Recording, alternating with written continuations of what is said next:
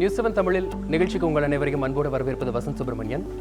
தமிழகத்தில் அதிவேக ரயில் திட்டங்கள், அதாவது தமிழகத்தை பொறுத்தவரையில் 4 புதிய வழித்தடங்களில் அதிவேக ரயில் திட்டம் சரி மாற்று ரயில் பாதையும் அமைப்பதற்காக மத்திய அரசு அனுமதி வழங்கியிருக்கிறது. அதை பற்றி நாம் இந்த நிகழ்ச்சியில் அலசவிருக்கின்றோம். அதேபோல் நமது சிறப்பு செய்தியாளர் திரு ரங்கராஜ் அவர்கள் தெற்கு ரயில்வே கட்டுமானத்துறை தலைமை நிர்வாக அதிகாரி திரு கே வெங்கடசுவாமி அவர்களோடு கலந்துரையாடலும் நடத்தியிருக்கிறார். அந்த கலந்துரையாடலில் தமிழகத்தை பொறுத்தவரையில், அதாவது மதுரை கன்னியாகுமரி இருவழிப்பாதை அமைத்தல், அதேபோல் மதுரை தூத்துக்குடிக்காக மாற்றுப்பாதை ஒன்று அமைத்தல், சென்னை புதுச்சேரி அதாவது கடற்கரை ஓரமாக ஒரு பாதை அமைத்தல், இன்னொன்று அதாவது ஆவடி மற்றும் கூடுவாஞ்சேரி இதற்கு இடையில் ஒரு புது வழித்தடத்தை அமைத்தல், இதற்காக பல்வேறு ஆலோசனைகளையும் அதற்கு அடுத்தபடியாக அதாவது நிலங்களும் ஒப்புதல் பட்டு அதற்கு அடுத்தபடியாக வேலைப்பாடுகளும் நடந்து வருவதாகவும் செய்திகளில் பார்த்துக் கொண்டிருக்கிறோம். முதலில் நமது சிறப்பு செய்தியாளர் திரு ரங்கராஜ் அவர்கள் தெற்கு ரயில்வே தலைமை நிர்வாக அதிகாரி கட்டுமானத்துறை திரு கே வெங்கடசுவாமி அவர்களோடு நடத்திய கலந்துரையாடலை இப்போது பார்க்கலாம். தமிழ்நாட்டுக்கு பல புதிய ரயில் திட்டங்களை அறிவிக்க இருக்கிறது ரயில்வே வாரியம். இந்த இனிப்பான செய்தியை நம்மிடம் பகிர்ந்து கொள்கிறார் தெற்கு ரயில்வேயின் கட்டுமான பிரிவு அதை சார்ந்த தலைமை நிர்வாக அதிகாரி திரு வெங்கடசாமி அவர்கள். வணக்கம் சார். வணக்கம். பல புதிய ரயில் திட்டங்கள் நீங்கள் அறிமுகப்படுத்த இருக்கிறீங்க. இந்த திட்டங்கள் குறிப்பாக தமிழ்நாட்டுக்கு மிக முக்கியத்துவம் வாய்ந்த திட்டங்கள். அந்த திட்டங்களை பற்றி கொஞ்சம் நமக்காக சொல்கிறீங்களா? தமிழ்நாட்டுக்கான நிறைய திட்டங்கள் இருக்கின்றன. அவற்றில் முக்கியமான 4 திட்டங்கள் நாங்கள் அதை செலக்ட் பண்ணியிருக்கின்றோம். அவற்றில் முதலாவதாக மதுரை கன்னியாகுமரி டப்ளிங் ப்ராஜெக்ட், இரண்டாவதாக சென்னை மகாபலிபுரம் பாண்டிச்சேரி நியூ லைன், மூன்றாவதாக கூடுவாஞ்சேரி ஸ்ரீபெரும்புதூர் ஆவடி நியூ லைன், நான்காவதாக தூத்துக்குடி மேல்மருதூர் அருப்புக்கோட்டை மதுரை நியூ லைன் ஆகிய 4 ப்ராஜெக்டுகள் நாங்கள் தேர்ந்தெடுத்திருக்கின்றோம்.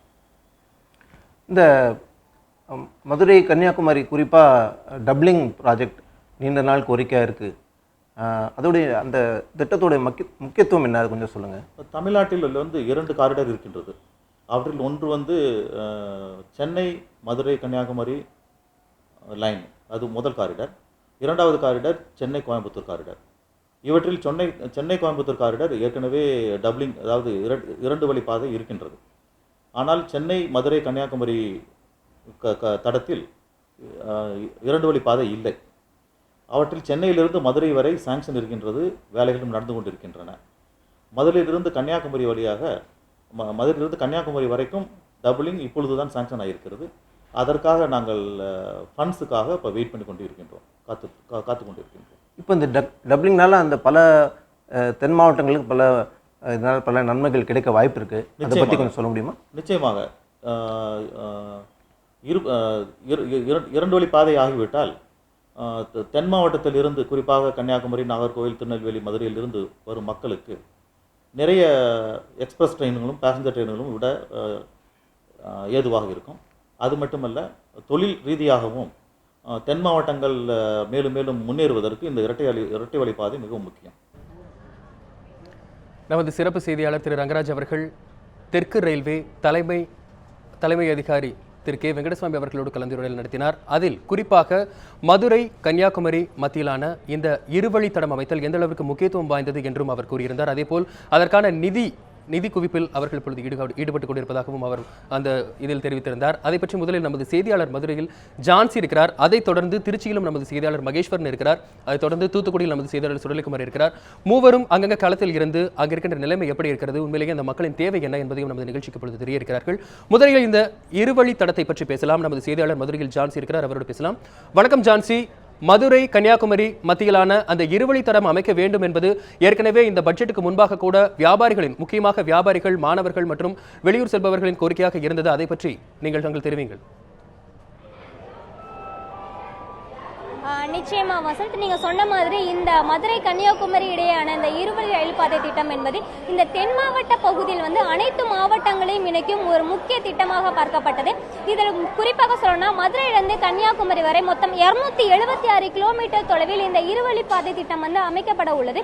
இந்த இருவழி பாதை திட்டம் அமைந்தால் தூத்துக்குடி, கன்னியாகுமரி, அது மட்டும் இல்லாமல் மணியாச்சி உள்ளிட்ட பல ரயில் நிலையங்களை இணைக்கும் ஒரு இடம், ஒரு வழியாக இந்த ரயில் திட்டம் அமையும். இந்த ரயில் திட்டம் அமைவதற்கு ஏற்கனவே வியாபாரிகள் சங்கத்தின் சார்பிலும் தொழில் நிறுவனத்தின் சார்பிலும் ஏற்கனவே தமிழக அரசிற்கு பல கோரிக்கைகளை அவர்கள் முன்வைத்தனர்.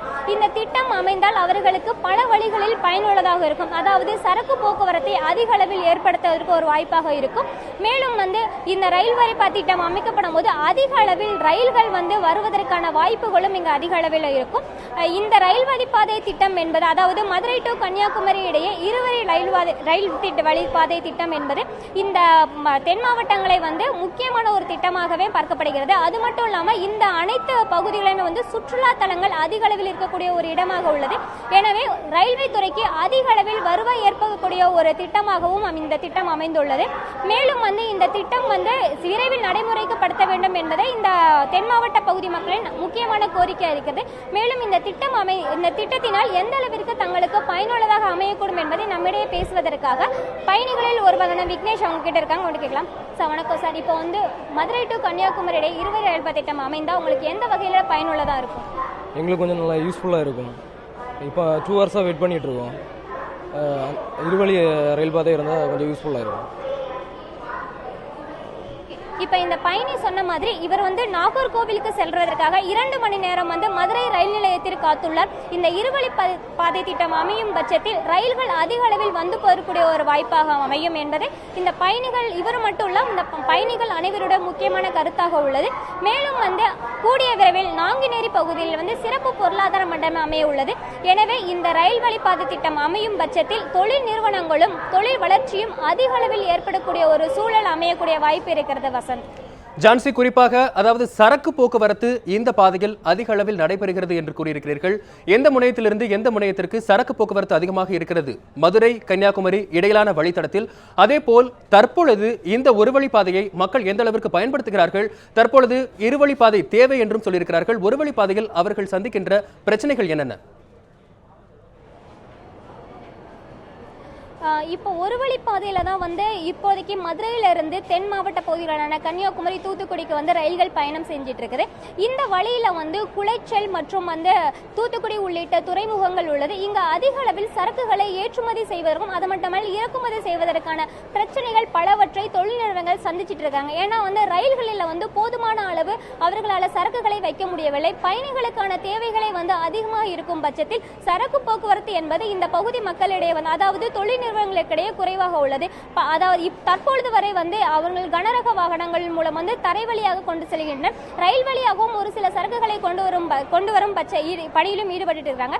இந்த இருவழிப்பாதை திட்டம் அமையும் பட்சத்தில் கூடிய விரைவில் தொழில் நிறுவனங்கள் அதாவது தென் மாவட்ட பகுதியில் தொழில் வளர்ச்சிக்கு குறைபாடு அதிக அளவில் உள்ள சொல்லும் இந்த பட்சத்தில் இது போன்ற ரயில் வழிப்பாதை திட்டங்கள் விரைவில் அமையும் பட்சத்தில் தொழில் நிறுவனங்கள் தங்களுடைய தொழில்களை வளர்க்கக்கூடிய ஒரு சூழலாகும். மேலும் தொழில் முனைவோர்களும் தங்களுக்கான தேவைகளை நிறைவேற்றிக் கொள்வதற்கு ஒரு மாநிலத்திலிருந்து மற்றொரு மாநிலத்திற்கு இந்த ரயில் வழிப்பாதை திட்டத்தை பயன்படுத்தி செல்லக்கூடிய ஒரு வாய்ப்பாகவே இந்த மதுரை டு கன்னியாகுமரி இருவழிப்பாதை திட்டம் அமையக்கூடிய ஒரு சூழல் நல்ல முறையில் இருக்கு என்பதே தென் மாவட்ட பகுதி மக்களின் அனைவருடைய ஒரு முக்கியமான கோரிக்கையாக அவங்க தொடர்ந்து முன் வச்சிட்டு இருக்காங்க. ஆனா இதுவரையிலும் அந்த திட்டம் நிறைவேறாமல் இருப்பது என்பது இந்த பகுதி மக்களிடையே ஒரு வருத்தத்தை அளிக்கக்கூடிய ஒரு விஷயமாக தான் இருக்குது. நான் முன்னவே சொன்ன மாதிரி இது குளைச்சல் மற்றும் தூத்துக்குடி துறைமுகத்திற்கு சரக்கு போக்குவரத்தை இறக்குமதி மற்றும் ஏற்றுமதி செய்யக்கூடிய ஒரு வழியாக அமையக்கூடும். மேலும் அங்கிருந்து கொச்சின் மற்றும் திருவனந்தபுரம் ஆகிய பகுதிகளுக்கு செல்லக்கூடிய ஒரு வாய்ப்பாக கூட இந்த இருவழி ரயில் பாதை திட்டத்தின் மூலம் செல்லக்கூடிய ரயில்கள் அவர்களுக்கு உதவியாக இருக்கும். அது மட்டும் இல்லாமல் நாங்குநேரி முன்னவே நான் குறிப்பிட்ட மாதிரி நாங்குநேரியில் சிறப்பு பொருளாதார மண்டலம் அமைக்கப்பட உள்ளது. இந்த சிறப்பு பொருளாதார மண்டலம் அமைக்க இருக்கும் பட்சத்தில் இங்குள்ள அதாவது ரயில்கள் அதிக அளவின் பட்சத்தில் தொழில் நிறுவனங்கள் அதிக அளவில் அங்கு தங்களுடைய தொழில்களை செய்யக்கூடிய ஒரு வாய்ப்பாக அமையும். எனவே தென் மாவட்டத்தில் இருந்து குறிப்பாக சென்னை, மும்பை, பெங்களூர் உள்ளிட்ட பல மாநிலங்களுக்கு வேலைக்கு செல்லக்கூடிய நிலைமை மாறக்கூடும். தென் மாவட்டங்கள் அதீத வளர்ச்சி பெறக்கூடிய ஒரு வாய்ப்பு இந்த ரயில்வே திட்டத்தினால இருக்கு. வசந்த். ஜான்சி, தற்பொழுது மதுரை ரயில் நிலையத்தில் நின்று நீங்கள் தகவல்களை வழங்கிக் கொண்டிருக்கிறீர்கள். மதுரை ரயில் நிலையத்தில் தற்போது யாரேனும் வியாபாரிகள் இருந்தால் அவர்கள் சாலை போக்குவரத்து வழியாக சரக்குகளை ஏற்றிச் செல்வதனால் எந்த அளவிற்கு அவர்கள் கூடுதல் செலவினமாகிறது, அதேபோல் இருவழித்தடம் அமைத்த பிறகு ரயில் மூலமாக அவர்கள் சரக்குகளை எடுத்துக்கொண்டால் அவர்களுக்கு எந்த அளவு லாபமும் ஆதாயமும் கிடைக்கும் என்கிற தகவலை ஒரு சிறிய இடைவெளிக்கு பிறகு உங்களிடம் பெற்றுக்கொள்கிறோம். இணைப்பிலே இருங்கள். வியாபாரிகள் இருந்தால் அவர்களிடம் கேட்பதற்கு ஆயத்தமாக இருங்கள். ஜான்சி, அடுத்ததாக நமது செய்தியாளர் தூத்துக்குடியிலிருந்து நமது சுடலைக்குமார் செய்தியாளர் இருக்கிறார், அவரோடு பேசலாம். சுடலைக்குமார், மதுரை கன்னியாகுமரி இந்த தடத்தை இருவழி தடமாக மாற்றி அமைத்தால் வியாபாரிகள் இதில் அதிக ஆதாயம் பெறுவார்கள் என்றும் கூறியிருக்கிறார்கள். குறிப்பாக மாணவர்கள் கூட இந்த பாதையை இருவழி பாதையாக மாற்ற வேண்டும் என்றும் கூறியிருக்கிறார்கள். மதுரை கன்னியாகுமரி இருவழி பாதை அமைத்தால் தூத்துக்குடிக்கு ஏதேனும் ஆதாயம் ஏற்படுமா சுடலைக்குமார்? கண்டிப்பாக வசந்த், அதாவது நெல்லை, தூத்துக்குடி, கன்னியாகுமரி இந்த 3 மாவட்டங்களிலிருந்து பொறுத்தவரையில் இந்த 3 மாவட்டங்களைச் சேர்ந்த மக்கள், அதாவது இங்கு உள்ள மக்கள் பெரும்பாலும் மும்பை, சென்னை உள்ளிட்ட பல்வேறு நகரங்களில் தொழில் செய்து வருகின்றனர். இது மட்டுமின்றி இங்கிருந்து ஏராளமான மாணவர்களும் தினமும் இங்கிருந்து சென்னை, மும்பை, பெங்களூர் உள்ளிட்ட இடங்களுக்கு தினமும் சென்று வருகின்றனர். குறிப்பாக சொல்ல வேண்டுமென்றால் 15க்கும் மேற்பட்ட ரயில்கள் தினமும் இங்கிருந்து, அதாவது திருநெல்வேலி வழியாக சென்று வருகின்றன. எனவே இந்த வழிப்பாதையில் இரட்டை ரயில் பாதை அமைக்க வேண்டும் என்பது இந்த தென் மாவட்ட மக்களின் நீண்ட நாள் கோரிக்கையாக இருந்து வருகிறது. குறிப்பாக தூத்துக்குடியானது ஒரு பெரிய தொழில் நகரமாக உள்ளது. இந்த தொழில் நகரத்திலிருந்து ஒரு நாளைக்கு, அதாவது நாள் ஒன்றுக்கு ஒரு ரயில் மட்டுமே குறிப்பாக இயக்கப்படுகிறது. முத்துநகர் எக்ஸ்பிரஸ் என்ற அந்த ஒரு ரயில் மட்டுமே இயக்கப்படுகிறது. இது மட்டுமின்றி பெங்களூருக்கு ஒரு ரயில் இயக்கப்படுகிறது. மேலும் வாரத்திற்கு ஒரு முறை குஜராத்திற்கும் ஒரு ரயில்கள் இயக்கப்படுகிறது. மேலும் அதாவது ரயில்கள் அதிகமாக இயக்க வேண்டும் என்பது இப்பகுதி மக்களின் நீண்ட நாள் கோரிக்கையாக இருந்து வருகிறது. இதற்கு முதல் காரணமாக இரட்டை ரயில் வழிப்பாதை இந்த பகுதியில் அமைக்க வேண்டும் என்பதை இவர்களின் கோரிக்கையாக இருந்து வருகிறது. மேலும் இது குறித்து நம்முடைய பேசுவதற்காக பயணிகள் நலச்சங்க தலைவர் பிரம்மநாயகம் நம்மோடு இணைந்திருக்கிறார். அவரிடம் கேட்கலாம். சார், சொல்லுங்க, இந்த அதாவது திருநெல்வேலி, மதுரை, கன்னியாகுமரி வழி இரட்டை ரயில் பாதை அமைக்க என்பது எத்தனை ஆண்டுகளாக கோரிக்கையாக இருக்கிறது? இது எந்த அளவுக்கு முக்கியத்துவம் வாய்ந்தது? கிட்டத்தட்ட ஒரு 20 முதல் 25 ஆண்டுகளாக இந்த இரட்டை பாதை திட்டம் மதுரை முதல், அதாவது சென்னை, விழுப்புரம், திருச்சி, மதுரை, தூத்துக்குடி, கன்னியாகுமரி இந்த இரட்டை வழிப்பாதை திட்டம் கிட்டத்தட்ட 25 ஆண்டுகளாக இருந்து வருகிறது.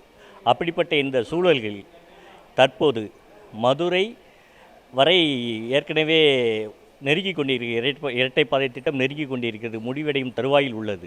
அப்படிப்பட்ட அடுத்த கட்டமாக மதுரை, தூத்துக்குடி, கன்னியாகுமரி இந்த திட்டம் நிலுவையில் உள்ளது. இந்த பட்ஜெட்டில் இந்த திட்டத்திற்கான நிதியை ஒதுக்கியுள்ளார்கள். இந்த திட்டம் முடிவடைந்தால்தான் தென் மாவட்டங்களில் இருந்து கூடுதல் ரயில்கள் இயக்க முடியும். ஏனென்றால் கிட்டத்தட்ட முத்துநகர் எக்ஸ்பிரஸ் என்பது கிட்டத்தட்ட ஒரு மீட்டர் கேஜ் பாதையிலிருந்து ஒரு ரயில் தான். இப்போது பிராட்கேஜ் ஆன பிறகும் ஒரு ரயில் தான் இயக்கப்பட்டு வருகிறது. அப்படிப்பட்ட இந்த சூழலில் அதிகமாக ரயில்கள் இயக்க வேண்டும் என்றால் இரட்டை வழிப்பாதை திட்டம் இருந்தால்தான் முடியும். அதுபோல் தூத்துக்குடி நகரம் சென்னை, கோவை அடுத்தபடியாக தொழில் நகரம் தூத்துக்குடி விளங்குகிறது. இந்த நகரத்தில் என்ன ஒரு பெரிய அட்வான்டேஜ் என்றால் துறைமுக நகரம். இந்த நகரத்தில் இருந்து அதிகமாக போக்குவரத்து உற்பத்தி செய்தால்தான் தொழில் வளம் பெறும். அப்படிப்பட்ட இந்த சூழலில் மதுரை, அருப்புக்கோட்டை, விளாத்திகுளம், தூத்துக்குடி வழியாக ஒரு புதிய பாதை திட்டம் கிட்டத்தட்ட 25 ஆண்டுகளாக நிலுவையில் இருந்தது. அது கடந்த 2011 அப்ரூவல் ஆகி இப்போது பணம் குறைந்த அளவில் ஒதுக்கியுள்ளார். கிட்டத்தட்ட இந்த திட்டத்தில் இரட்டை வழிப்பாதை என்பது ஒரு முக்கியம். ஏனென்றால் ஒரு ரயில்கள் கூடுதலாக இயக்க வேண்டும் என்றால் ஒரு வழித்தடத்தில் கூடுதல் ரயில் இயக்க வாய்ப்பே கிடையாது. அப்படிப்பட்ட பட்சத்தில் இரட்டை வழிப்பாதை இருந்தால்தான் கூடுதல் ரயில் இயக்க முடியும். வசந்த், அவங்க கூறிய கருத்துக்களை கேட்டிருப்பீங்க. அதாவது மதுரை, கன்னியாகுமரி முதல் மதுரை வரையிலான இந்த இரட்டை ரயில் பாதை 284 கிலோமீட்டர் தொலைவு உள்ளது. இதற்கு அதாவது திட்டப்பணிகள் ஆய்வானது கடந்த 2008ஆம் ஆண்டு மத்திய அரசால் அறிவிக்கப்பட்டு தற்பொழுது அந்த ஆய்வுப் பணிகள் அனைத்தும் முடிவடைந்து தற்பொழுது இந்த ஆய்வுப் பணியானது திட்டக்குழுவிற்கு அனுப்பப்பட்டுள்ளது. அங்கிருந்து நிதிகள் விரைவில் ஒதுக்கப்பட வேண்டும் என்பதே இங்குள்ள தென் மாவட்ட மக்களின் நீண்ட நாள் கோரிக்கையாக இருந்து வருகிறது. வசந்த், இணைப்பிலேயர்கள் சுடலை, அதாவது குறிப்பாக மதுரைக்கும் தூத்துக்குடிக்கும் மத்தியில் அந்த மேல்மருதூரில் நிலக்கரி கொண்டு சேர்க்கும் பணியாகவும் அதுவும் மிக முக்கியத்துவம் பெறுகிறது. அதை பற்றியும் நாம் ஒரு சிறிய இடைவெளிக்கு பிறகு பேசலாம். இணைப்பிலேயர்கள், குறிப்பாக தமிழகத்தில் 4 புதிய வழித்தடங்கள் அமைப்பதற்காக மத்திய அரசு அனுமதி அளித்துள்ளது. அதேபோல் அதை பற்றி தலைமை நிர்வாக அதிகாரி கட்டுமானத்துறை தெற்கு ரயில்வேக்கு திரு கே வெங்கடசுவாமி அவர்கள் நமது தொலைக்காட்சிக்கு பிரத்யேகமாக ஒரு பேட்டியும் அளித்துள்ளார். அதில் கூட பல்வேறு விதமான தகவல்களையும் அவர் தெரிவித்திருக்கிறார். அந்த தகவலை ஒத்து அங்கிருக்கின்ற வியாபாரிகள், மாணவர்கள் கூட நமது செய்தியாளர்களும் சரி பல்வேறு தளங்களில் முக்கிய ரயில் நிலையங்கள் அங்கிருந்து தகவல்களும் நம்மோடு பகிர்ந்து கொண்டிருக்கிறார்கள். ஒரு சிறிய இடைவெளிக்கு பிறகு தமிழகத்தில் அதிவேக சிறப்பு ரயில் திட்டங்களை பற்றி பார்க்கலாம். நியூஸ் 7 தமிழ், பொறுப்பும் பொது நலமும்.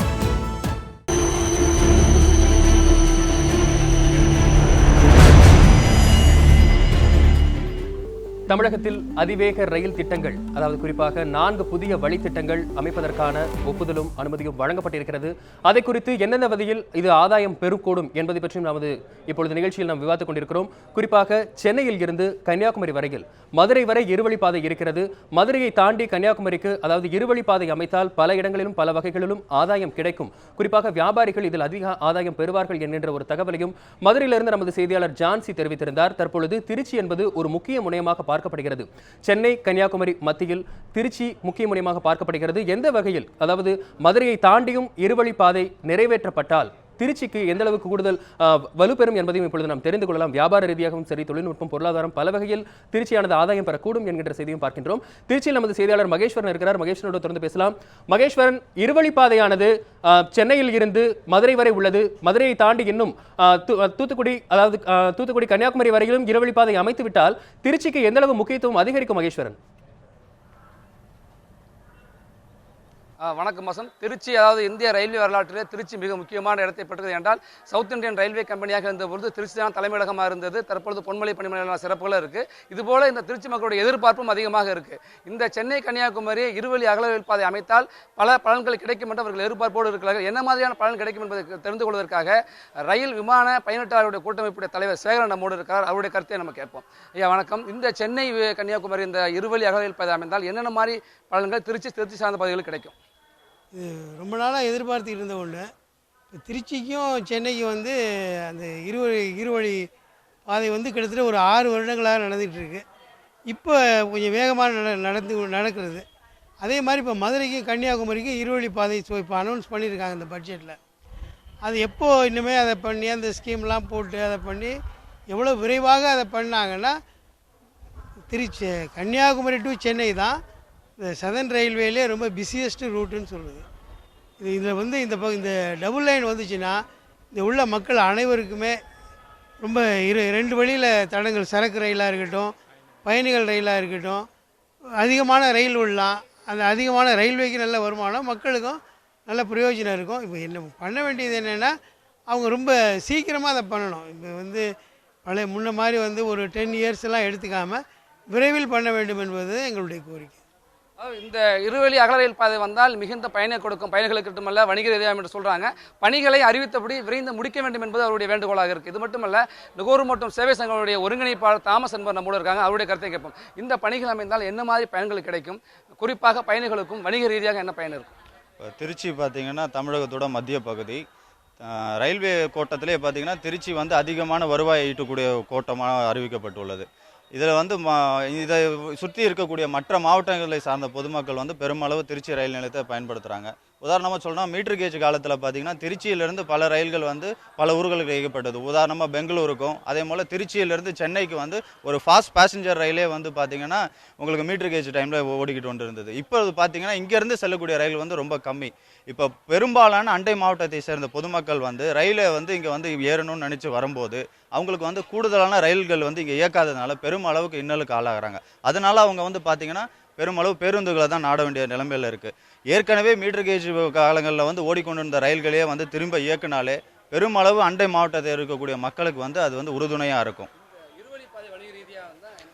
இருவழிப்பாதை வரி ரீதியாக வந்து பார்த்திங்கன்னா மேலும் அதிகமான ரயில்களை இயக்கலாம். அதே போல் இப்போ பார்த்திங்கன்னா பெருமளவு வந்து வட மாவட்டத்தையும் தென் மாவட்டத்தையும் இயக்கக்கூடிய பகுதியாக திருச்சி இருக்கிற பட்சத்தில் தென் மாவட்டத்தை சார்ந்த ரயில்கள் பயணிகளும் பொதுமக்களும் பார்த்திங்கன்னா அண்டை மாநிலத்துக்கும் அண்டை மாவட்டங்களுக்கும் செயலக்கூடிய வகையில் அதிகப்படியான பேசஞ்சர் ரயில்களையும் அதிகப்படியான எக்ஸ்பிரஸ் ரயில்களும் இயக்கிறதுக்கு இது வழிவகை செய்யும். மேலும் வர்த்தக ரீதியாக நிறைய போக்குவரத்து இதை வந்து நம்ம பயன்படுத்திக்கலாம்.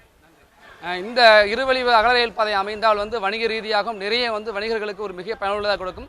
நிறைய விரைவு ரயில்களையும் பயண ரயிலையும் இயக்கலாம் என்று சொல்கிறாங்க. இது மட்டும் இல்லாமல் திருச்சியினுடைய தேவைகள் அதிகமாக இருக்குது. திருச்சியிலிருந்து கூடுதலான ரயில்கள் இயக்கப்படும் என்று பல ஆண்டுகளாக கோரிக்கை கொடுக்கப்பட்டது. இந்த இருவழி அகல ரயில் பாதை பணி முடிந்த பிறகாவது திருச்சியிலிருந்து இயக்கப்படுகிற ரயில்கள் எண்ணிக்கை அதிகரிக்கப்பட வேண்டும் என்பதை இங்கே இருக்கிற ஒட்டுமொத்த பயணிட்டாளர்கள் மற்றும் நுகர்வோர்கள் பொதுமக்களுடைய வேண்டுகோளாகவும் இருக்குது. மகேஸ்வரன், திருச்சியில் தேவைகள் அதிகமாக உள்ளன. இருவழிப்பாதை அகல ரயில் பாதை வந்து நிறைவேறும் பட்சத்தில் வணிக ரீதியில் அதிக ஆதாயம் திருச்சிக்கு கிடைக்கும் என்று கூறியிருக்கிறீர்கள். இணைப்பிலேயர்கள் மகேஸ்வரன் இன்னும் பல விஷயங்கள் குறித்து பேசலாம். திருச்சி எந்த வகையில் ஆதாயம் பெறும் என்பதை பற்றி. அதேபோல் சுடலைக்குமார், மாற்றுப்பாதை ஒன்று ஏற்பட்ட பிறகு மேல்மருதூருக்கு கிடைக்கக்கூடிய முக்கியத்துவம் என்ன என்பதை பற்றி பேசலாம். இணைப்பிலேயர்கள் தூத்துக்குடியில் இருக்கிறீர்கள் சுடலைக்குமார், இணைப்பிலேயர்கள் மதுரை ரயில் நிலையத்தில் ஜான்சி அங்கு நின்று கொண்டிருக்கிறீர்கள். குறிப்பாக அங்குள்ள வணிகர்கள் இது போன்ற இருவழிப்பாதை இல்லாத பட்சத்தில் அவர்கள் சாலை போக்குவரத்தை நம்பி இருக்கிறார்கள். ரயில் போக்குவரத்து கூடுதலாக ரயில்கள் அறிவிக்கும் பட்சத்தில் எந்தளவு ஆதாயம் பெறுவார்கள் என்கின்ற கருத்தையும் அங்கிருந்து நாங்கள் கேட்டு பெற்றுக்கொள்கிறோம். இணைப்பிலே இருங்கள் ஜான்சி. இந்த 4 புதிய அறிவிப்புகளில் இரண்டாவது ஒரு அறிவிப்பாக மதுரையிலிருந்து தூத்துக்குடிக்கு மாற்று பாதையாக, அதாவது அருப்புக்கோட்டை, மேல்மருதூர், விளாத்திக்குளம் வழியாக தூத்துக்குடி வரக்கூடிய ஒரு புதிய பாதையும் அமைக்க வேண்டும் என்பது ஒரு மிக முக்கியத்துவம் வாய்ந்த ஒரு விஷயமாக இருக்கிறது.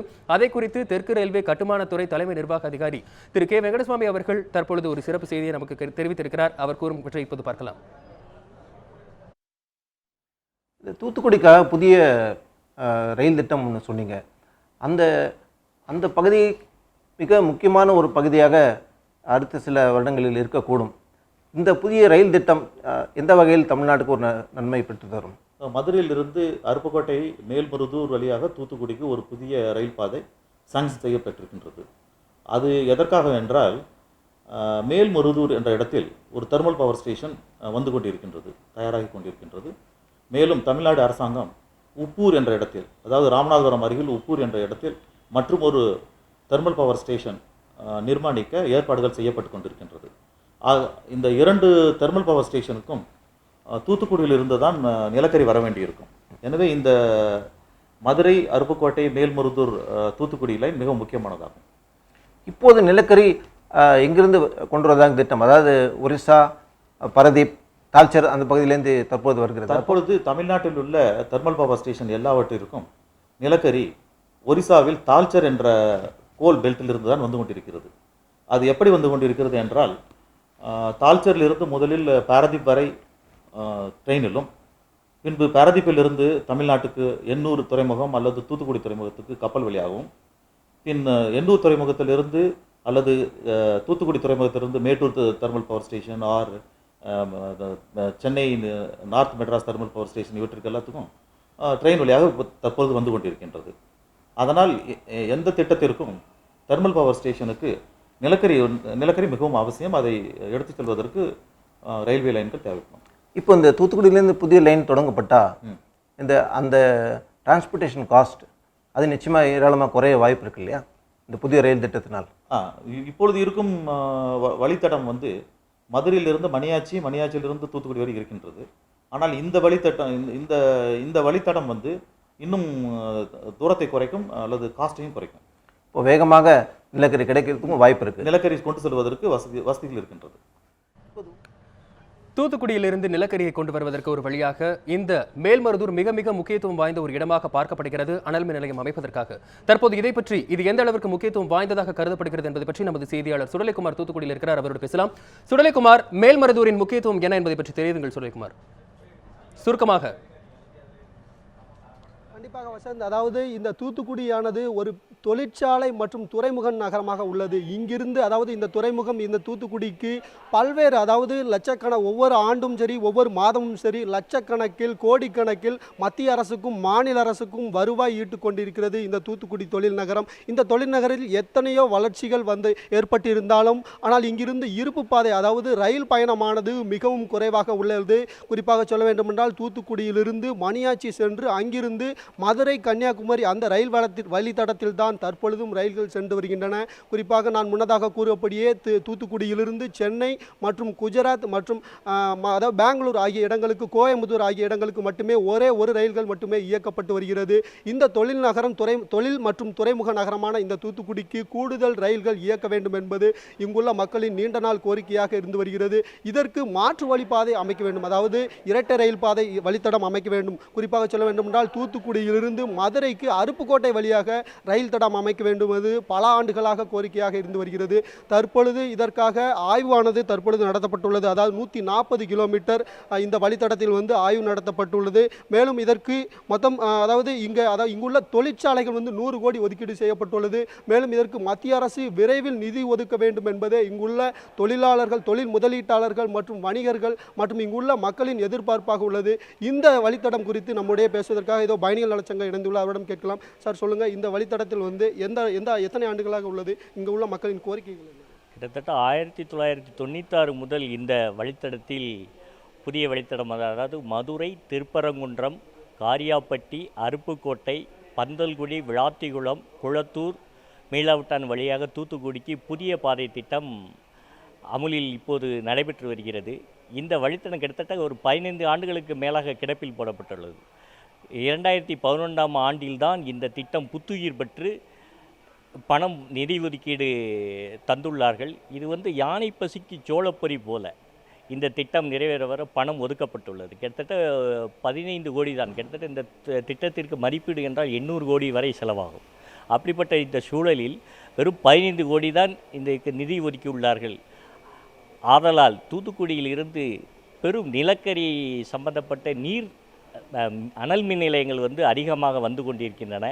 இந்த வழித்தடத்திலேயே சில அனல் மின் நிலையங்கள் வந்து கொண்டிருக்கிறது.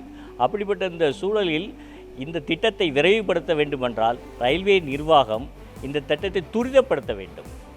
ஏனென்றால் தூத்துக்குடி ஒரு பின்தங்கிய பகுதியாக உள்ளது. இந்த தொகுதியில், தூத்துக்குடி பாராளுமன்ற தொகுதியில் விளாத்திகுளம் ஓட்டப்பிடாரத்திற்கு ரயில் வசதியே கிடையாது. இந்த திட்டம் வந்தால் அந்த திட்டமும் அந்த மக்களுக்கு போய் சேரும். அப்படிப்பட்ட இந்த தருணத்தில் இந்த திட்டத்தை அதிகமாக நிதி ஒதுக்க வேண்டும். அதாவது 15 கோடி ஒதுக்கியுள்ளீர்கள். இது இப்படியே வந்து இந்த 15 கோடி ஒதுக்கி என்றால் கிட்டத்தட்ட ஒரு 50 ஆண்டுகளுக்கு மேலாக இந்த திட்டம் வந்து நிறைவேற வாய்ப்புள்ளது. ஆதலால் கிட்டத்தட்ட ஒரு 3 அல்லது 5 ஆண்டுகளில் இந்த திட்டம் நிறைவு பெற்றால்தான் இந்த பகுதியில் இருந்து தூத்துக்குடி பெரும், அதாவது பல்வேறு திட்டங்கள், தொழிற்சாலைகள் மிகுந்த பகுதியாக வளர்ந்து வந்து கொண்டிருக்கிறது. அப்படிப்பட்ட இடத்தில் இந்த 2-3 ரயில்களை வைத்து கொண்டு நாங்கள் எவ்வளவு நாள் வந்து காலம் கழிக்க வேண்டும் என்று எங்களுக்கே தெரியவில்லை. இப்போ நீங்கள் வந்து தூத்துக்குடிக்கு மதிப்பளித்துள்ளீர்கள் ரயில்வே நிர்வாகம், அதில் எந்த மாற்று கருத்தும் இல்லை. அதே நேரத்தில் தூத்துக்குடிக்கு முக்கியத்துவம் அளித்தால்தான் தென் மாவட்ட நகரங்களில் இருந்து தொழில் வளர்ச்சி அதிகமாக உருவாகும். வசந்த், அதாவது இந்த தொழில் நகரமான தூத்துக்குடியிலிருந்து பல கோடி ரூபாய் அரசுக்கு வருவாய் ஈட்டப்படுகிறது. இந்த சூழலில் இந்த மாற்று வழிப்பாதைக்கு கூடுதல் நிதி ஒதுக்க வேண்டும். மேலும் தமிழக அரசும் இதற்கு தமிழக அரசின் பங்களிப்பும் இருக்க வேண்டும் என்பது இங்குள்ள ரயில் பயணிகளின் கருத்தாக உள்ளது.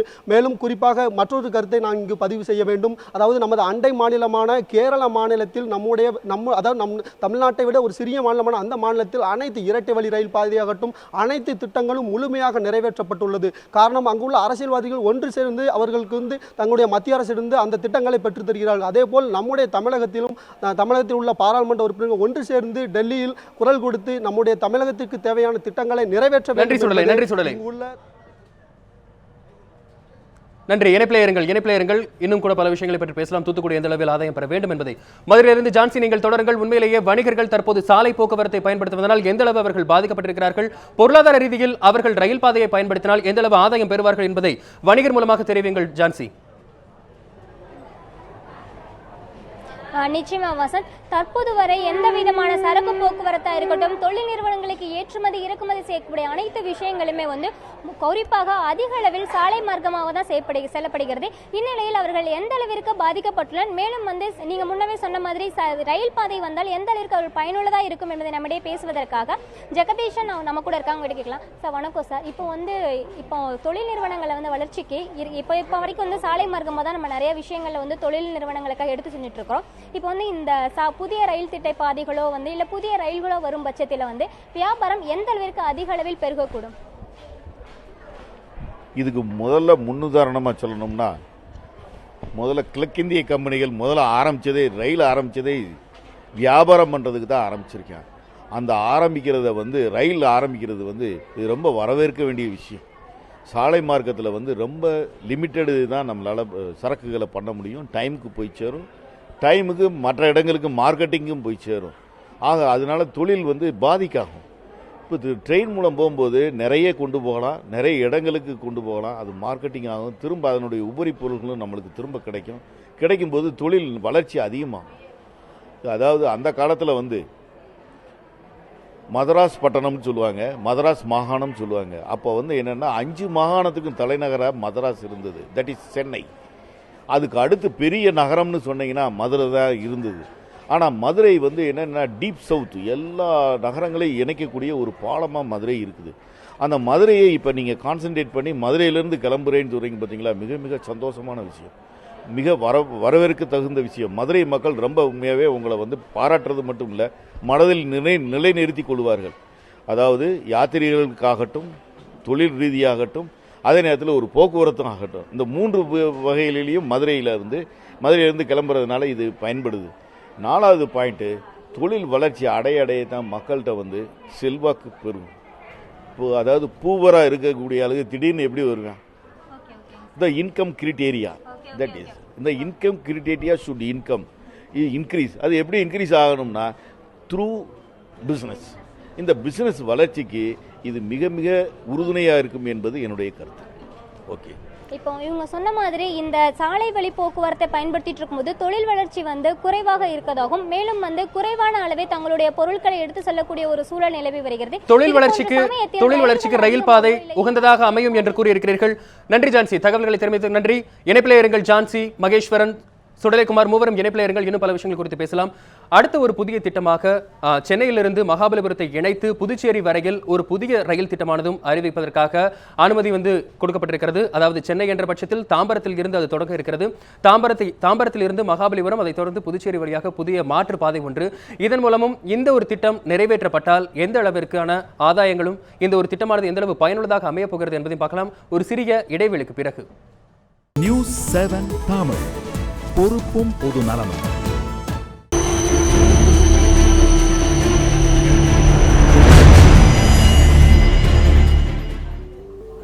தமிழகத்தில் அதிவேக ரயில் திட்டங்கள் நிகழ்ச்சி தொடர்கிறது. தமிழகத்தை பொறுத்தவரையில் 4 புதிய ரயில் திட்டங்களுக்கான அனுமதி மத்திய அரசு வழங்கியிருக்கிறது. மாநில அரசும் பல்வேறு முறையீடு செய்திருந்தார்கள். இந்த மாதிரி எங்களுக்கு வேண்டும் என்று கோரிக்கைகள் வைத்த பிறகு இந்த அனுமதியானதும் வழங்கப்பட்டிருக்கிறது. குறிப்பாக மதுரையில் இருந்து கன்னியாகுமரி வரையில் இருவழித்தடம் என்பது மிக மிக முக்கியமானது ஒன்றாக இருக்கிறது என்று வியாபாரிகள் தரப்பிலிருந்து கோரிக்கை வைக்கப்பட்டதால் அந்த ஒரு வழித்தடம், அதைத் தொடர்ந்து மதுரையிலிருந்து தூத்துக்குடி வழியாக மாற்றுப்பாதை ஒன்றும் ஏற்படுத்தப்பட வேண்டும் என்கின்ற ஒரு கோரிக்கை முன்வைக்கப்பட்டிருந்தது. அதனைத் தொடர்ந்து சென்னையில் இருந்து புதுச்சேரிக்கு கிழக்கு கடலோர வழியாக அந்த ஒரு மாற்று பாதையும் ஏற்படுத்த வேண்டும். அது சென்னையில் தொடங்கி மகாபலிபுரம் வழியாக புதுச்சேரி வந்தடையும். தேவைப்பட்டால் இந்த ஒரு திட்டமானது கடலூர் வரை நீடிக்கப்படலாம் என்கின்ற ஒரு எதிர்பார்ப்பும் உள்ளது. தற்போது அதாவது சென்னையிலிருந்து மகாபலிபுரத்தை இணைத்து புதுச்சேரி வரை ஒரு புதிய வழித்தடம் என்பது மிக மிக முக்கியம் என்றும் தெரிவித்திருக்கிறார்கள்.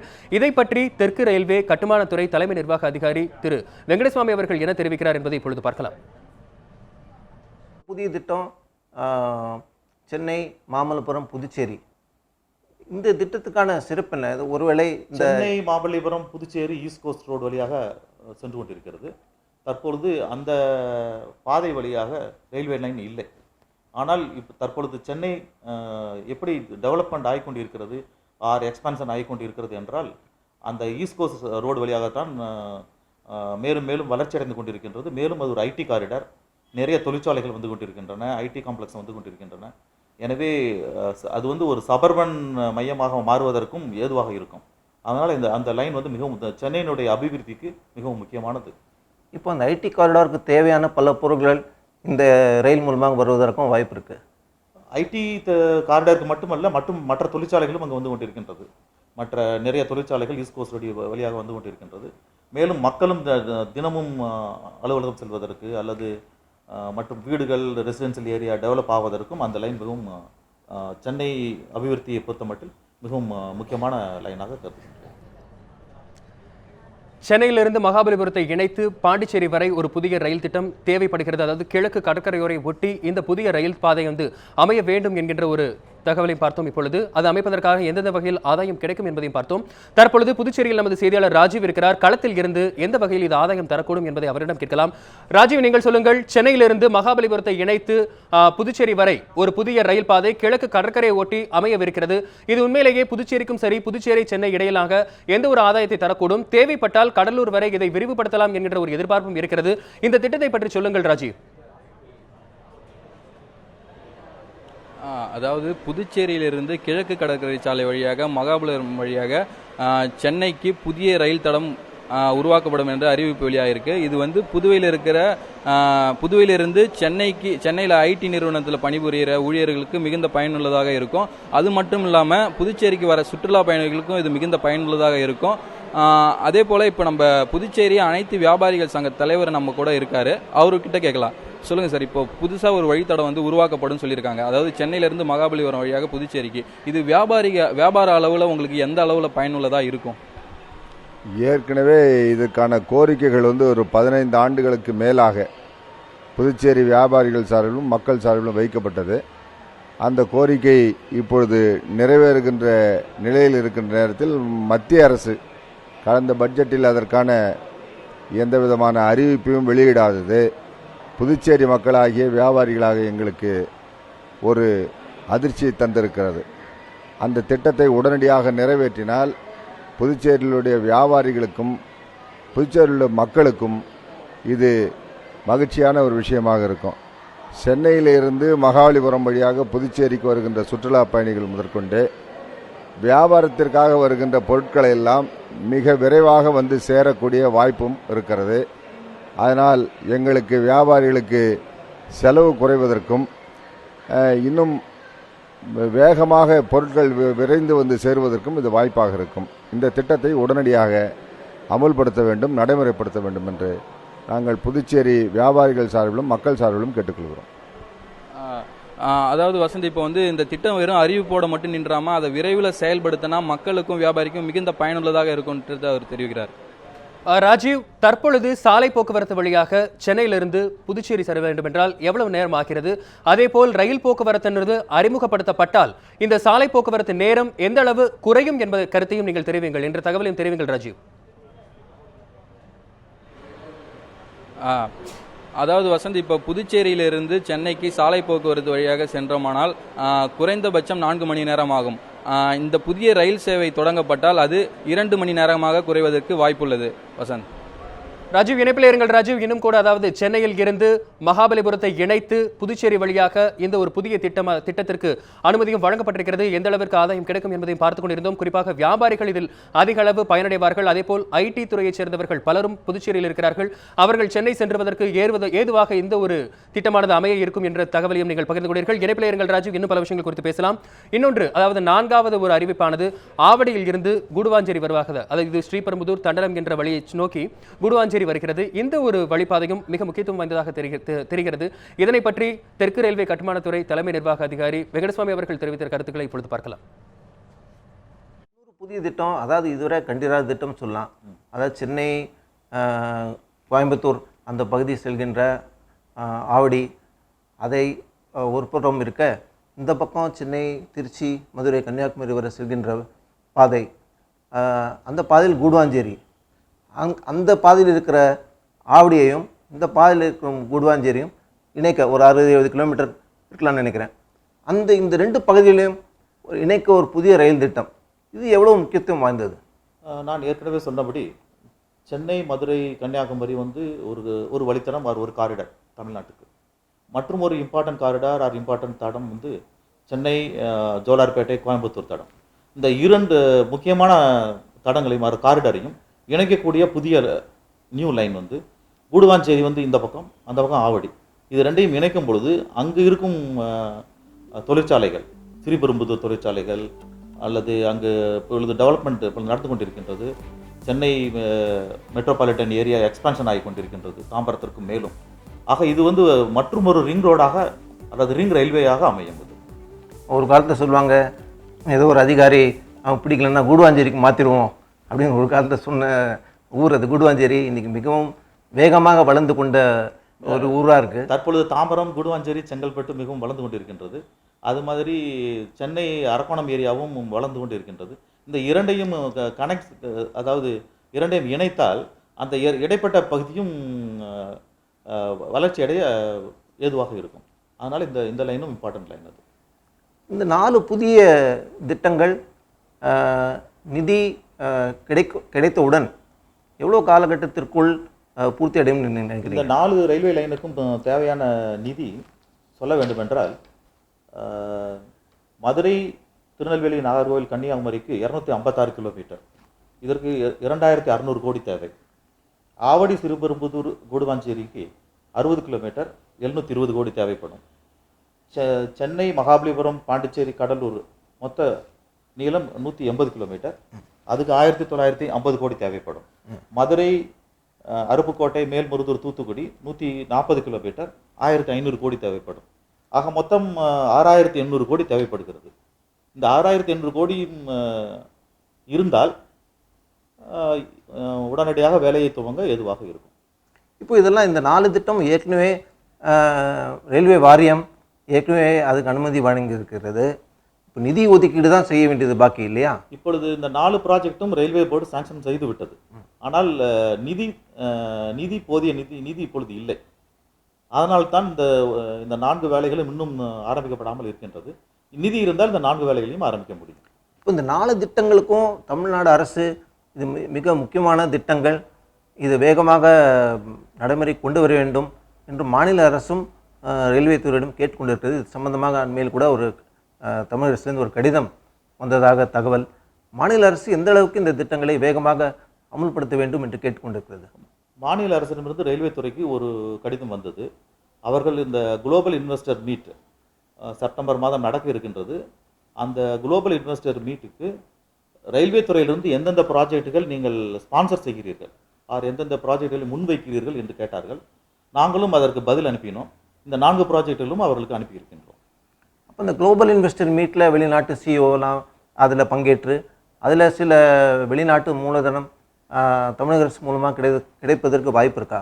வாய்ப்பு இருக்குது என்று நான் நம்புகின்றேன்.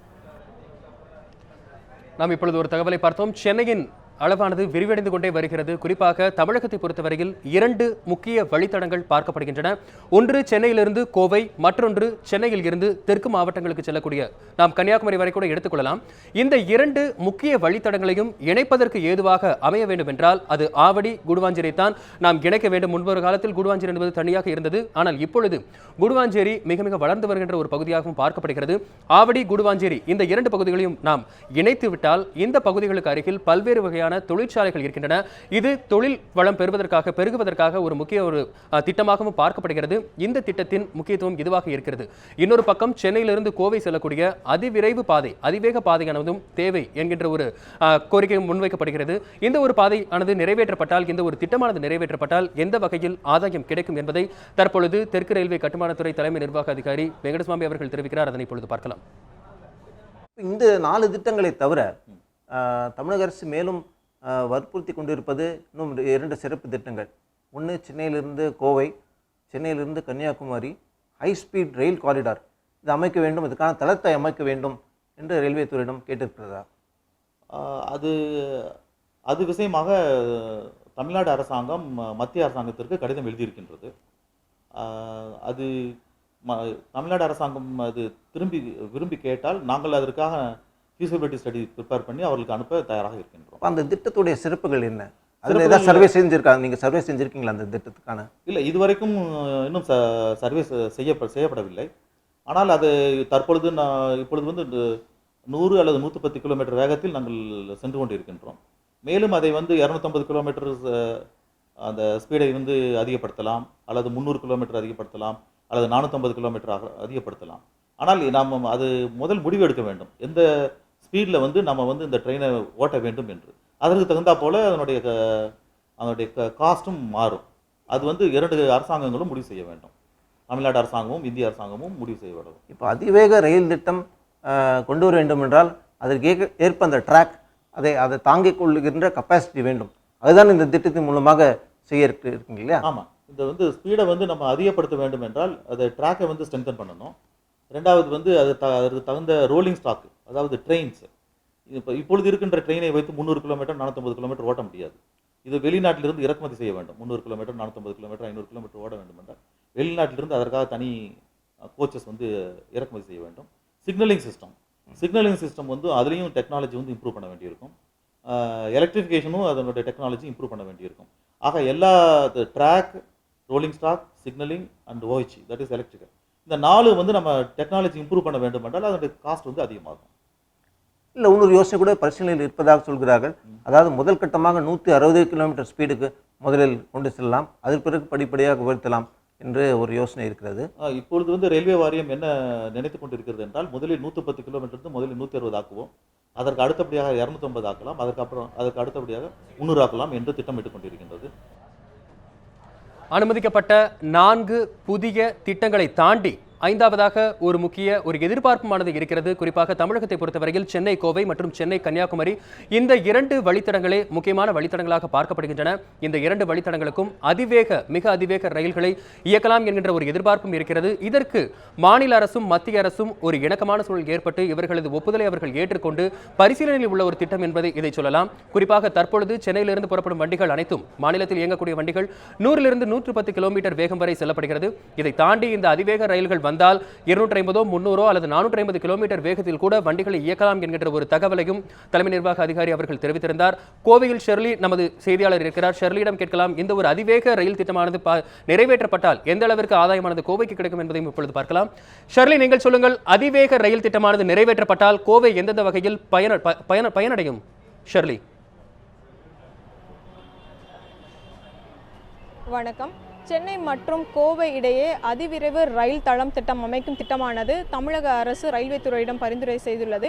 இந்த திட்டம் செயல்படுத்தினால் கோவையில் இருக்கும் மக்களுக்கு எந்த அளவுக்கு பயன் தரும் என்பதை பற்றி பயணிகள் நல உபயோகிப்பாளர் சங்க தலைவர் ஜமீல் அவர் நம்ம கூட இருக்காரு. அவர்கிட்ட கேட்கலாம். வணக்கம் சார். இந்த அதிவிரைவு ரயில் தளம் அமைக்கும் திட்டமானது நீங்கள் எப்படி பார்க்குறீங்க? மக்கள் இது எந்த அளவு பயன் பெறுவாங்கன்னு நினைக்கிறீங்க? அதிவிரைவு ரயில்னு பார்த்தீங்கன்னா தென்னக ரயில்வேயிலே முதலிடமாக இருக்கிறது. சென்னைக்கு அடுத்தபடியாக கோவை ரயில் நிலையம் இருக்கிறது. இது சேலம் ரயில்வே கோட்டத்துக்கு உட்பட்டது. இந்த அதிவிரைவு ரயிலை பற்றி புல்லட் ட்ரெயின் விடுறாங்கன்னு சொல்லி லாஸ்ட் பட்ஜெட்டில் வந்து மோடி அரசாங்கத்தில் அறிவிச்சிருக்காங்க. அதில் வந்து மும்பை டு ஆக்ராவும் அதே மாதிரி டெல்லி டு பூனாவும் போட்டிருந்தாங்க. அதே மாதிரி இந்த இதில் வந்து சென்னை டு பெங்களூரு அப்படிங்கிற மாதிரி இன்னும் கொடுத்துருந்தாங்க. தமிழக அரசு, தமிழக முதல்வர் அவர்கள், மாண்புமிகு அமைச்சர் முதலமைச்சர் அவர்கள் வந்து இதை வந்து கோவை டு சென்னைக்கும் வந்து அதிவிரைவு ரயிலும் இயக்கணும் அப்படிங்கிறது அவங்க வலியுறுத்தியிருக்காங்க. அதுக்குண்டான ப்ரொபோசலையும் வந்து அவங்க அனுப்பிச்சிருக்காங்க, கோரிக்கை கொடுத்துருக்காங்க. ரெண்டாவது பார்த்திங்கன்னா கோவை மாநகரத்தில் பார்த்திங்கன்னா கோவை ரயில் நிலையத்தில் கிட்டத்தட்ட ஒரு நாளைக்கு 66 ட்ரெயினுங்க வந்து போயிட்டுருக்கு. இந்த 66 ட்ரெயினில் தினசரி பயணிகள் பார்த்திங்கன்னா 25,000 30,000 பேர் வந்துட்டு போயிடுறாங்க. வருவாய் பார்த்திங்கன்னா ஆண்டு வருமானம் ரூபாய் 150 கோடி ரூபாய் வரைக்கும் போயிட்டுருக்கு. ரயில்வே மேம்பாட்டு திட்டங்கள்னு பார்த்திங்கன்னா இந்த கோயம்புத்தூர் ரயில் நிலையத்தில் 2 எக்ஸலேட்டர் புதுசாக போட்டு பக்கத்தில் இருக்க பள்ளி நிர்வாகத்தோடைய பேசி அவருடைய ஒப்புதலுடைய கூடிய விரைவில் ஆரம்பிக்க போகிறாங்க. இப்போ பார்த்திங்கன்னா கிளீனிங் கேம்பிங் வந்து போன லாஸ்ட்டு 29 வர 30ஆம் தேதி வரைக்கும் நடந்துகிட்ருக்குங்க. சிறப்பாக நடந்துகிட்ருக்குங்க.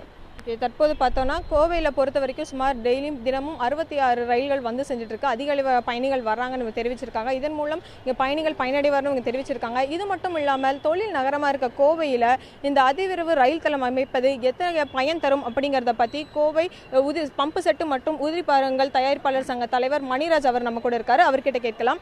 வணக்கம் சார். இந்த அதிவிரைவு ரயில் அமைப்பதை பற்றி நீங்கள் என்ன நினைக்கிறீங்க? வணக்கம். அதாவது பார்த்திங்கன்னா இந்த அதிவேக ரயிலுங்கிறது உண்மையாக வரவேற்கக்கூடிய ஒன்று தான். ஆனால் வந்து அது வெறும் இப்போ அறிவிப்பாக தான் இருக்கிறத தவிர இன்னும் வந்து செயல்பாட்டுக்கு வரல. குறிப்பாக வந்து பார்த்திங்கன்னா கோயம்புத்தூர் வந்து தொழில் நகரம் இங்கிருந்து தான் இந்த பம்ப் செட்டு சம்பந்தமான உதிரிபாகங்களும் சரி பம்ப் செட்டுமே இந்தியா முழு பல்வேறு மாநிலங்களுக்கு அனுப்பி வைக்கிறோம். போன பட்ஜெட்லேயுமே பார்த்திங்கன்னா அந்த சரக்கு கட்டணத்தை சரக்கு வந்து இன்றைக்கி வந்து 100 டன்னுங்கிறத 150 டன்னு அதிகப்படுத்துவோன்னு சொல்லி அறிவித்தாங்க. ஆனால் வந்து இப்போ இருக்கிற நிலைமையில் கோயம்புத்தூரை பொறுத்த வரைக்கும் பார்த்திங்கன்னா இங்கேருந்து உதாரணம் பார்த்திங்கன்னா கேரளாவுக்கு இங்கிருந்து நாங்கள் பம்ப் செட் அனுப்புகிறோம் அப்படின்னா இங்கே வந்து பம்ப் செட் வந்து புக்கிங் பண்ண மாட்டேங்கிறாங்க கவர்மெண்ட் இங்கே ரயில்வே. நன்றி ஷெர்லி, நன்றி. கோவை வந்து அடுத்தபடியாக சென்னைக்கு அடுத்தபடியாக மாபெரும் தொழில் நகரமாக விளக்கக்கூடிய கோவைக்கு அதிவிரைவு ரயில் வந்து அந்த திட்டமானது தேவை என்றும் கூறப்படுகிறது.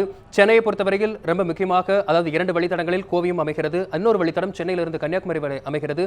அதிவிரைவு ரயில் திட்டங்கள் வேண்டும் என்கிறது பரிசீலனையில் உள்ளது. இது ஒரு முதல் திட்டமாகும். அதைத் தொடர்ந்து சென்னையிலிருந்து பெங்களூர் மைசூர் வழியாக ஒரு அதிவிரைவு திட்டமானதும் நிறைவேற்றப்பட வேண்டும் என்பது 2ஆம் பரிசீலனையில் உள்ளது. அதை பற்றி தெற்கு ரயில்வே கட்டுமானத்துறை தலைமை நிர்வாக அதிகாரி திரு வெங்கடசுவாமி அவர்கள் என்ன தெரிவிக்கிறார் என்பதை இப்பொழுது பார்க்கலாம்.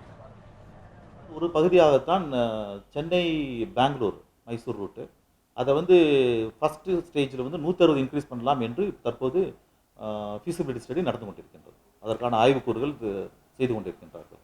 இந்த திட்டத்துக்காக சீனாவில் இருக்கிற சில கம்பெனி கூட அதில் விருப்பம் காட்டியுள்ளதாக தெரிகிறது. சீனாவிலிருந்து ஒரு டெலிகேஷன் இங்கே வந்திருந்தது. அவர்கள் இந்திய பொறியாளர்களுடனும் இந்திய அதிகாரிகளுடனும் அதை பற்றி டிஸ்கஸ் செய்துவிட்டு இன்ஸ்பெக்ஷன் பண்ணி அவர்கள் அந்த ரிப்போர்ட்டை வந்து ரயில்வே போர்டுக்கு சமர்ப்பித்திருக்கிறார்கள். இப்போ ரயில்வே வாரியம் இதற்கான அனுமதி அளித்தால் எவ்வளோ காலம் ஆகும் இது போன்ற ஒரு திட்டத்தை அமல்படுத்த?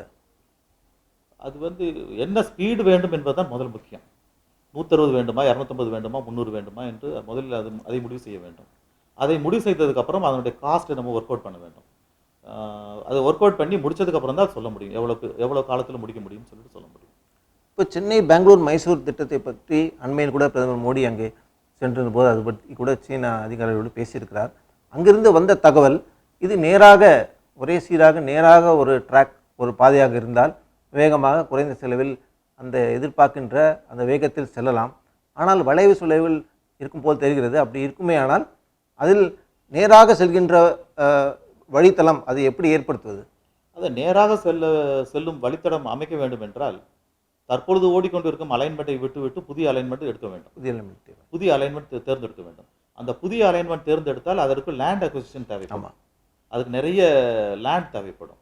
அது வந்து லேண்ட் அக்விசிஷன் பண்ணுவதற்கு நிச்சயமாக தாமதமாகும். ஆனால் இப்போ தற்போது இருக்கும் அலைன்மெண்ட்டில் ஓட்டினால் நமக்கு ஏற்கனவே நம்மிடம் லேண்ட் இருக்கிறது, நிலம் இருக்கிறது. அது வழியாக செல்லும் பொழுது வந்து சீக்கிரமாக அதை செய்ய முடியும். தற்போது அலைன்மெண்ட்டில் இந்த திட்டத்தின்படியே 110 160 வரை கொண்டு செல்ல இயலுமா? தற்போது இருக்கும் அலைன்மெண்ட்டில் 110 160 செல்ல முடியும். 160 300 செல்ல வேண்டும் என்றால் தற்போது இருக்கும் அலைன்மெண்ட்டில் செல்ல முடியாது. அதற்கு மாற்று அலைன்மெண்ட் செல்ல வேண்டும், மாற்று பாதையில் செல்ல வேண்டும். மாற்று பாதையில் செல்ல வேண்டும் என்றால் லேண்ட் அக்விசிஷன் தேவைப்படும். அதற்கு கால அவகாசம் தேவைப்படும். சென்னை, பெங்களூர், மைசூர் இந்த அதிவேக ரயில் அல்லது செமி ஹை ஸ்பீட் ரயில் என்று சொல்கிறார்கள். அதற்கான திட்ட மதிப்பீடு எதாவது இருக்குதா? கிட்டத்தட்ட எவ்வளோ கோடி ஆகும் அந்த திட்டத்துக்காக? செமி ஹை ஸ்பீட் என்பது 160 கிலோமீட்டர் பெர் ஹவர். அதுதான் semi high speed. High speed என்பது 300 கிலோமீட்டர் அல்லது 450 கிலோமீட்டர். இப்போ செமி ஹை ஸ்பீடு மட்டும்தான் இப்பொழுது வந்து ஆய்வு நடந்து கொண்டிருக்கின்றது. அதற்கான சாத்தியக்கூறுகளும் ஆராய்ந்து கொண்டிருக்கின்றார்கள். அது ஃபீசிபிலிட்டி ஸ்டடி செய்து அதை எஸ்டிமேட் பண்ணி அதற்கப்புறம் தான் சொல்ல முடியும் எவ்வளோ என்று சொல்ல முடியும். முதலில் சீனா பேசுகின்ற போது டெல்லியிலிருந்து சென்னை வரை அதிக விரைவு திட்டம் என்று தான் முதலில் பேசப்பட்டது. அண்மையில் சீனாவிலிருந்து வந்த தகவல் முதல் கட்டமாக டெல்லியிலிருந்து நாக்பூர் வரை இது பரிசீலிக்கலாம் என்று சொல்லப்பட்டிருக்குது. ஒருவேளை 2 கட்டமாக அதை எடுத்துக்கொள்ளலாம் என்ற ஒரு பரிசீலனையா? இல்லை, அது பற்றி எனக்கு தெரியவில்லை. ஏனென்றால் அது வந்து இந்திய அரசாங்கத்தினுடைய ரயில்வே போர்டு வாரியம் அது வந்து டிஸ்கஸ் பண்ணி கொண்டிருக்கின்றது. அது பற்றி சரியாக மாற்றுப்பாதையின் முக்கியத்துவம் என்ன, அதிவிரைவு ரயில் திட்டம் அமைக்கப்பட்டால் எந்தெந்த வகையில் ஆதாயம் கிடைக்கும் என்பதை பற்றியும் நாம் பார்த்தோம். நமது செய்தியாளர்கள் களத்தில் இருந்து பல்வேறு முக்கிய தகவல்களை நம்மோடு பகிர்ந்து கொண்டார்கள். புதுவையிலிருந்து ராஜீவ், திருச்சியிலிருந்து மகேஸ்வரன், கோவையிலிருந்து ஷெர்லி, மூவருக்கும் நன்றி. அதாவது அறிவிக்கப்பட்ட 4 ஒப்புதல் வழங்கப்பட்டிருக்கின்ற 4 வழித்தடங்கள் வந்து இப்பொழுது அதற்கான ஒப்புதலும் வழங்கப்பட்டிருக்கிறது. அதற்கான அடுத்த கட்ட வேலைகளும் நடந்து கொண்டிருக்கின்றன. இன்னும் கூட பரிசீலனையில் இருப்பது 2 திட்டங்கள். இந்த பரிசீலனையில் இருக்கின்ற திட்டங்களுக்கு வெளிநாட்டின் தலையீடு இருந்தால், தொழில்நுட்ப ரீதியாக முன்னேற்றம் அடைந்தால் இந்த 2 பரிசீலனையில் இருக்கின்ற திட்டங்களும் நிறைவேற்றப்படலாம் என்கின்ற எண்ணமும் இருக்கிறது. கோரிக்கைகளானது பல்வேறு தரப்பிலிருந்து முன்வைக்கப்பட்டாலும் அந்த கோரிக்கைகள் வேகமாக நிறைவேறும் பட்சத்தில் பல்வேறு தரப்பினரும் ஆதாயம் அடைவார்கள். அதைத்தான் எதிர்பார்க்கிறார்கள் அனைவரும். நியூஸ் 7 தமிழ் தொலைக்காட்சியை www.ns7.tv என்ற இணையதளத்திலும் பார்க்கலாம். நிகழ்ச்சியுடன் நிறைவு பெறுகிறது. வணக்கம்.